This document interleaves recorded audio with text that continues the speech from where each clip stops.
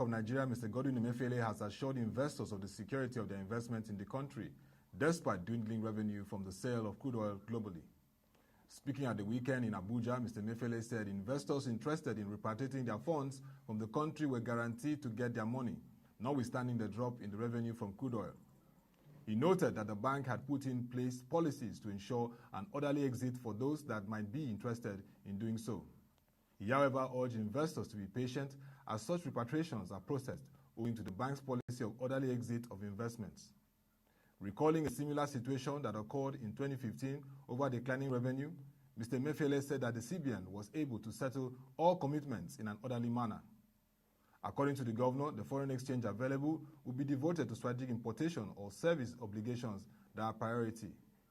Speaking on the plans of the bank in tackling the economic impact of COVID-19, he said the CBN, in collaboration with the Federal Ministry of Industry, Trade and Investment, was committed to galvanizing the manufacturing sector in a bid to reset the economy. While disclosing that the CBN had met with the banks, manufacturers in the health sector and the larger manufacturing group, he said the challenge posed by the pandemic necessitated that as leaders, the fiscal and monetary authorities must work together to moderate the health and economic impact of COVID-19. Mr. Emefiele said the COVID-19 presented Nigeria with an opportunity to reset the economy, and as such, there was need for the country to prepare itself to get the manufacturing sector to work while the banking sector supports the economy. Good morning to you and welcome to Economy and Politics Show as we continue our conversation on developments around the economy even as the COVID-19 pandemic lockdown begins to ease and we see reopening of the economy in phases. Today, to discuss with us a very interesting topic about post-COVID-19, funding implications, and also the issues around rethinking business models for micro, small, and medium enterprises in Nigeria is Mr. Ayo Bankole-Akintujoye, who is a strategy expert and convener of Lagos SME Bootcamp. Good morning, Mr. Ayo. Good morning, Mr. Ayo. Good morning, Thomas. It's nice to see you again. Yes. Thank you for having me. Nice to have you on the show. And good morning. Yes, good morning. Good morning, Thomas. Can you hear me? I can hear you very well now. Can you hear me? Thanks for having me. Yes, I can hear you clearly. Thanks for having me. It's good to see you again. Yes, good to see you. And it's nice to have you to start the week.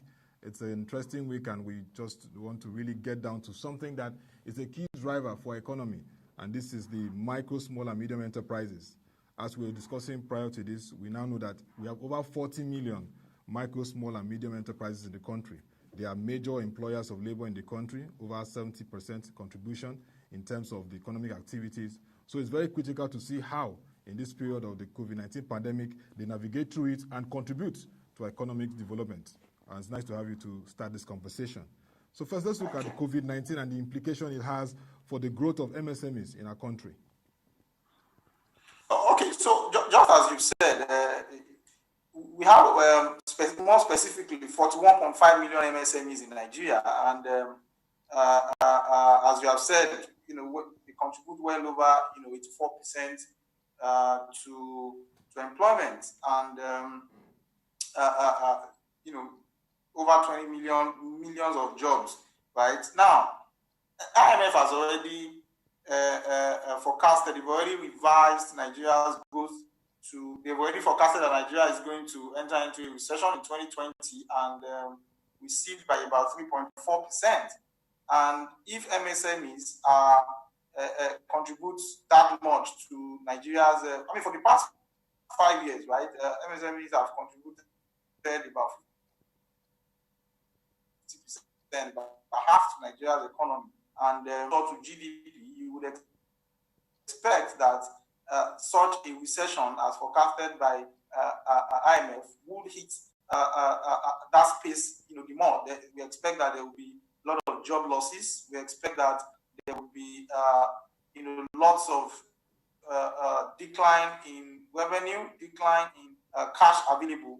Now, let's even leave the data aside. There are lots of other soft things that would also impact. For example, the COVID-19, we know, is the social distancing principle has affected cash flow in terms of cash exchange. And you know that most of the MSMEs in Nigeria are cash-based organizations because they transact.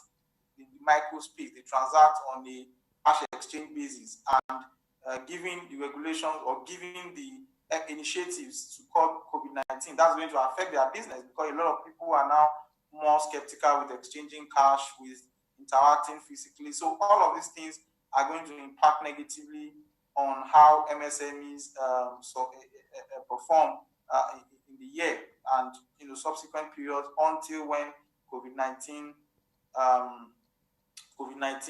becomes stable and we have a vaccine or possibly a drug. And I'm even also concerned about the micro level of the MSME value chain, because these are below 25 million in terms of turnover, and most of them are even in the informal sector. Are you not concerned about the impact it has on them, because they also play a very key role in employment and economic activities? In fact, brilliant observers. If you followed me for a while, you know that I am even exceptionally very concerned or particular about MSMEs, because as I always say that a lot of the conversations around SMEs in Nigeria focus more on the medium enterprises, and very often maybe the small, but excludes the micro businesses. And let me give you some interesting data on micro businesses, right?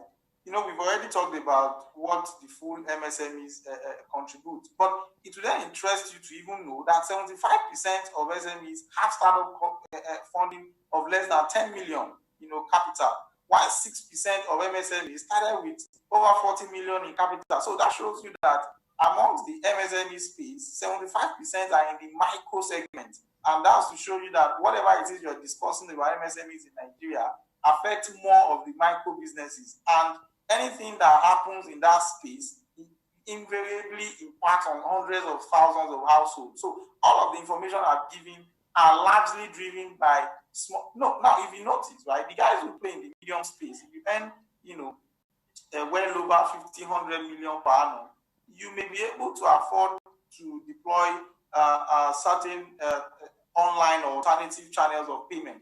But those who are in the micro space, if you earn less than 25 million per annum, you most likely will transact more in cash-based within the cash based transaction space. So all of these things are most likely going to affect you. Your customers are most likely going to be swinging to alternative channels. The markets are closed now. They've reduced. Initially, they were closed completely. Now they've been reduced to about 3 times a week. Depends on your locations. And naturally, these things affect. You know that in our markets, especially in Lagos, billions of naira exchange hands on a daily basis. And these guys are definitely going to suffer for all of these closures, in the long term. And of course, it's going to have repercussion on their own dependents and all of those that they supply, those in the chain. You have thrift collectors, you have associations that they funnel, you have transport, you have logistics and all of that. So there's no doubting that micro businesses are the heartbeat of the MSME space in Nigeria. And when you look at the fact that the heartbeat, and of course, they will also need that support, that so-called fiscal monetary interventions at this time. We saw the Central Bank of Nigeria talking about the 50 billion naira NISAL intervention, and over 80,000 applications were made, though we still want to get updates on how that disbursement has been so far in terms of those that are qualified.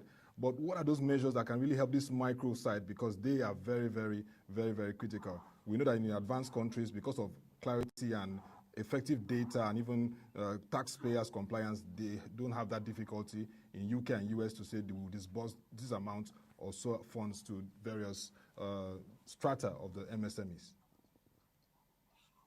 So let's talk about it. So there are different initiatives out there that are available to MSMEs.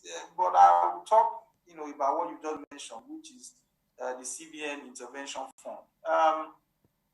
Now, just like every other project in Nigeria, there's always issue with the midline, how to implement the execution to ensure that the impact is felt down the chain.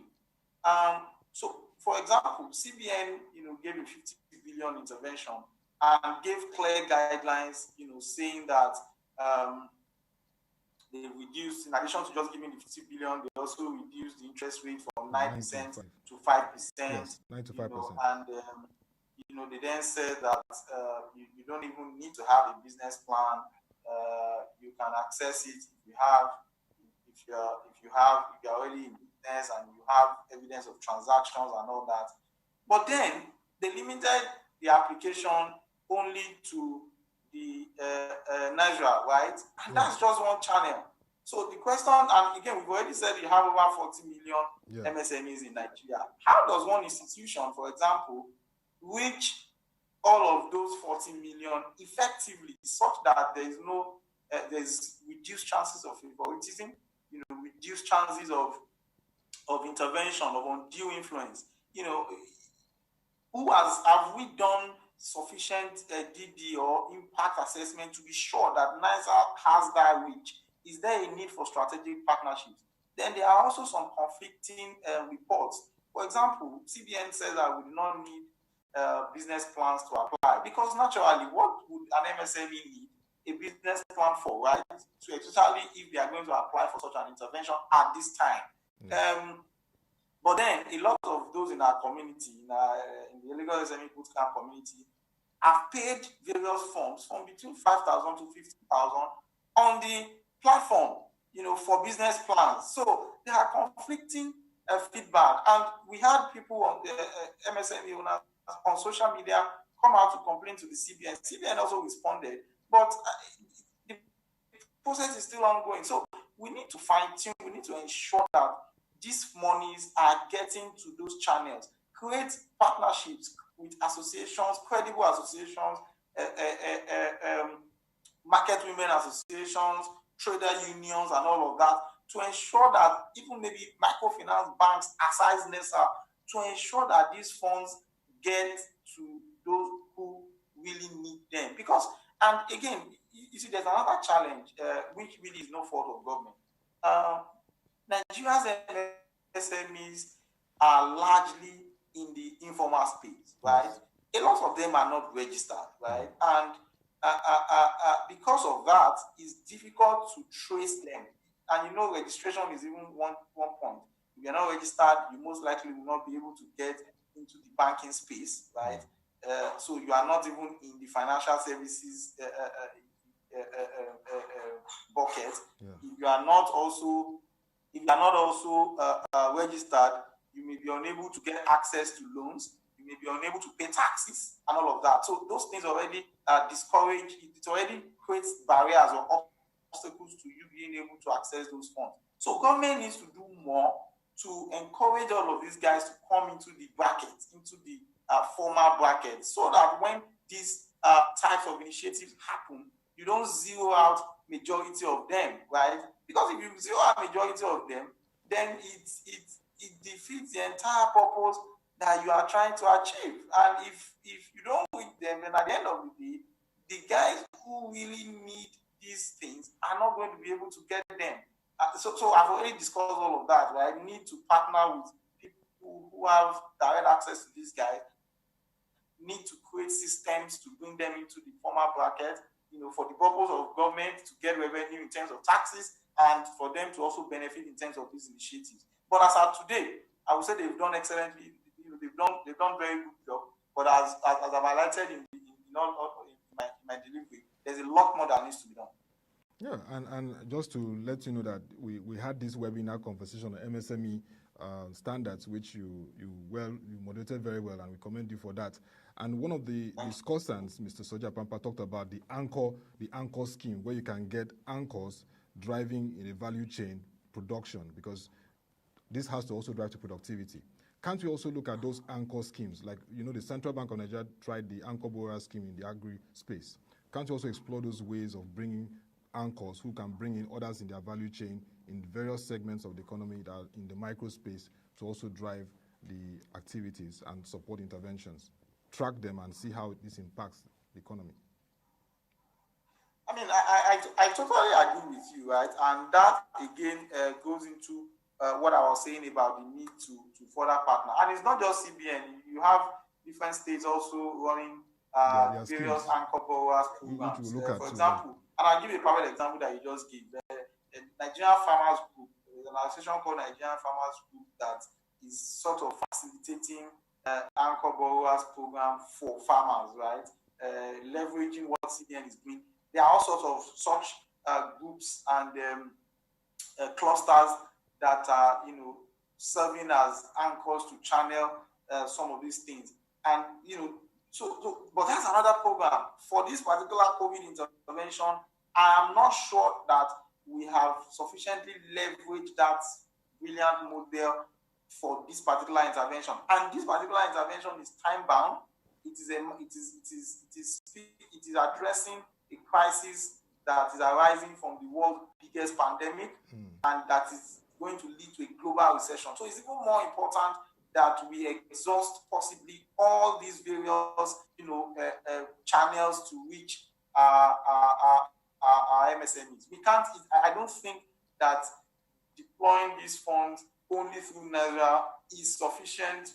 It's a sufficient way to reach those that we want it to reach. Now let's look at the fact that in the micro, small, and medium enterprises, we need to see the niche market where the value chain is there. For example, in textile, and you have people in the button producing the buttons, those that handle the fabrics, those that even supply other components that makes the textile industry vibrant. We have been on this over decades now, and we need to get to manufacturing effectively. It's something that will drive industrialization for us. What are your thoughts around the issue of boosting this? And I know that you are the convener of the SME Bootcamp. How are the discussions in encouraging MSMEs to also look at niche markets? Okay, so, this is one of the biggest challenges MSMEs have. Some of them want to be all over the place, and they don't because again, let's start from what motivates MSME, what drives people to MSME space in Nigeria. It's largely survival, right? A lot of people think it's passion. No, it's not really passion. Now, survival. It's survival because about 70% of Nigerians live in poverty, right? Then don't forget that, aside that, you now have those who even live in moderate poverty, right? And there are dependents who are constantly asking for a pie of the minimal fund that is coming in, right? Then you have our employment rate or unemployment rate so high, you have the literacy rate so high, then you have security issues, instability. When I say security now, in terms of social security, there's none. And so because of all of that, because of lack of choice, people then go into self-employment or what we call MSME. They find a way to trade, they find a way to produce. So specialization becomes secondary. So I want to make, for example, I want to produce maize, for example. I'm looking at the entire value chain. I want to farm it. I want to roast it. I want to be the one to supply. I want to, all of that, right? Yes. And the bootcamp, we've explained to them the importance of focusing on niche markets, right?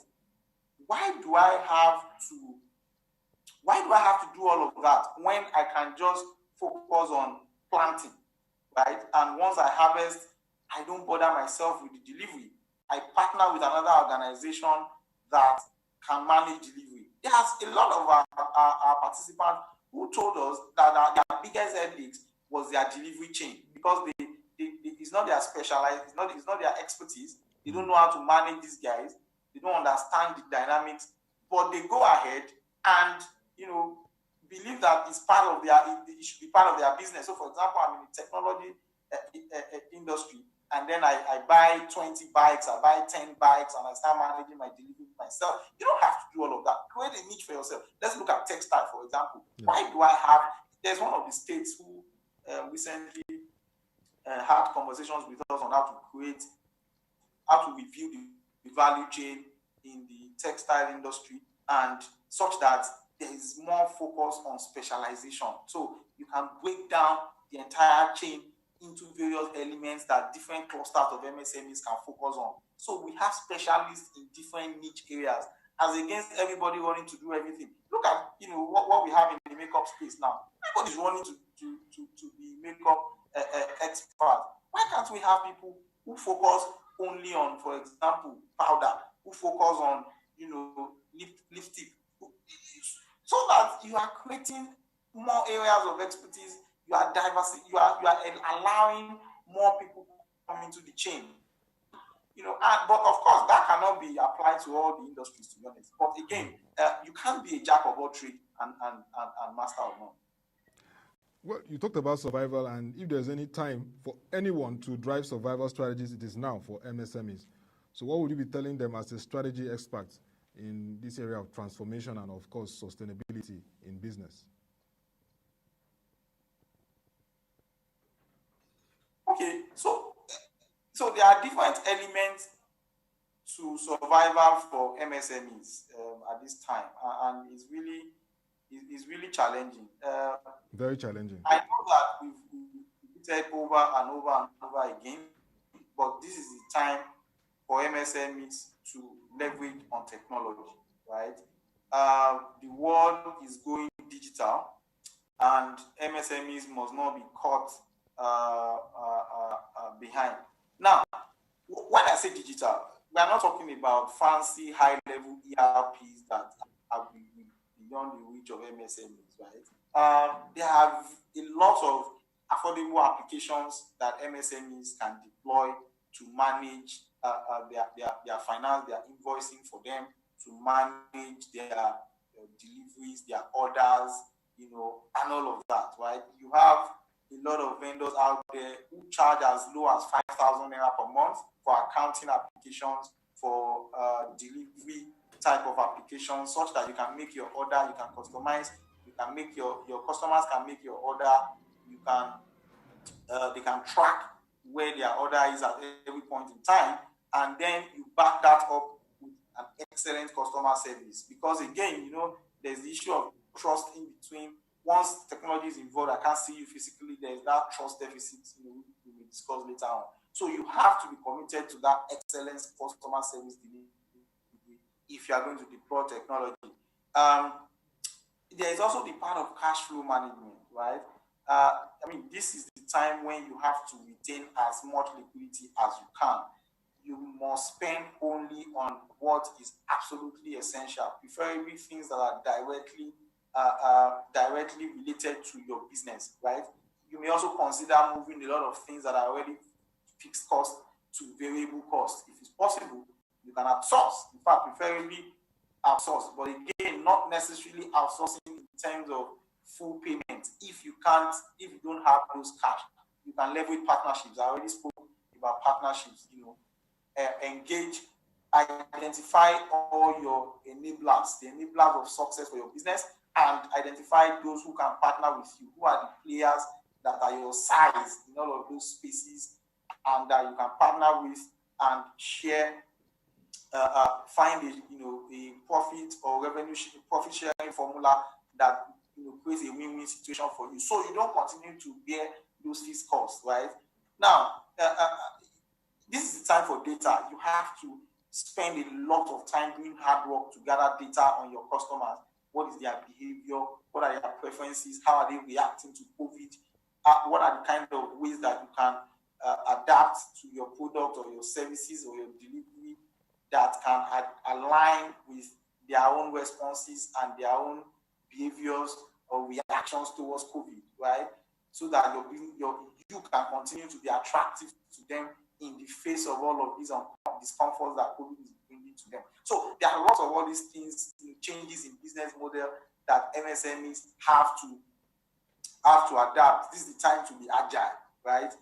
You can't afford to be sleepy, right? You can't afford to not have 100% integrity. If you promise your client, I'm going to deliver to you in 30 minutes, 30 minutes shouldn't be 45 minutes. It shouldn't be, it's better for you to say between 45 minutes to 1 hour if it is a 30-minute delivery than for you to say, oh, I'll be there in 15 minutes and 30 minutes is still calling you and still asking. You have to, this is the time for you to be 100% on top of your game and ensure that your efficiency level is optimal from end to end, at this moment. Well, very nice to hear that. But for them to be on top of their game, they also need a very effective coordinating policy that encourages the activities, like you see in other climes. We have the Ministry I didn't hear that, please. Is that quality? For them to be on top of their game, they would require Yes. also that coordinating policy that unlocks their potentials and gives them that leverage to drive the activities and in this time continue to contribute to the economy. We have the Ministry of Industry, Trade and Investment that is very responsible for the activities. What will you be saying to that ministry at this time in terms of policy levers and incentives and support? Thank you so much for that brilliant question.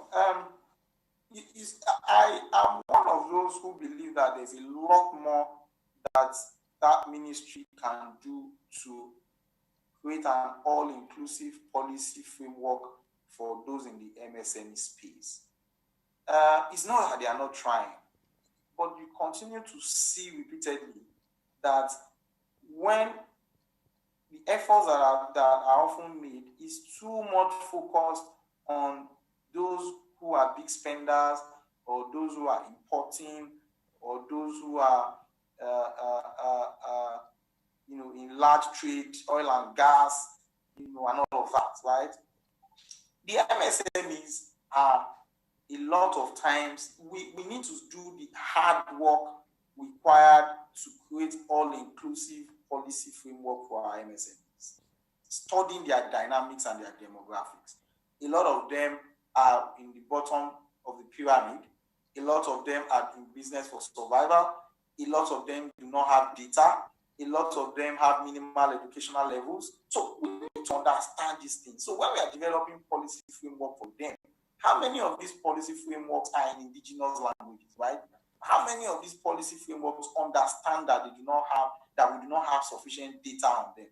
If we do not have sufficient data on them, what is the rigorous approach that we are deploying to generate data that can encourage them to come into the picture? And let me give you an example. We have millions of bus drivers in Lagos. Look at what Uber did, for example, with taxi globally. They now have massive data on consumer behavior, movement, patterns, and all that. Yeah. We have a very strong, let's look at Lagos State.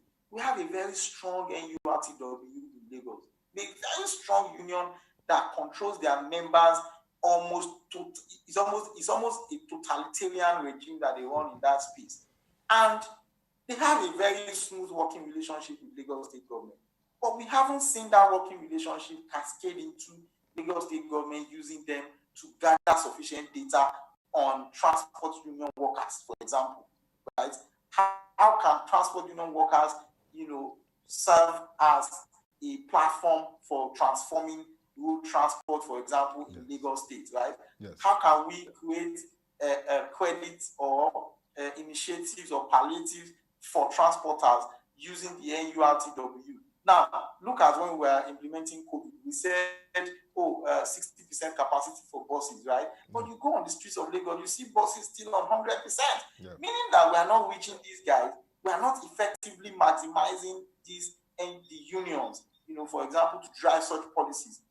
You have a government, just before we started, we were speaking about the small business, I think, association in the United States. Right? These guys are playing very fantastic role. Yes, coordinating between the US government and US government initiatives and the players in their space.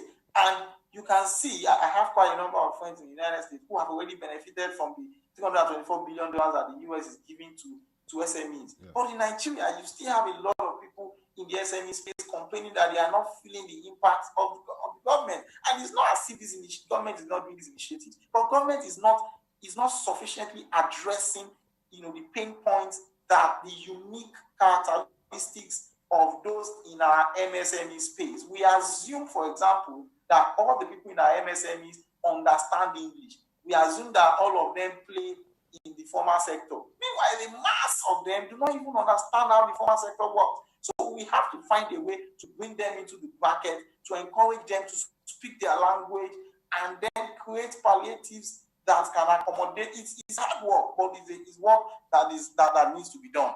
Yeah.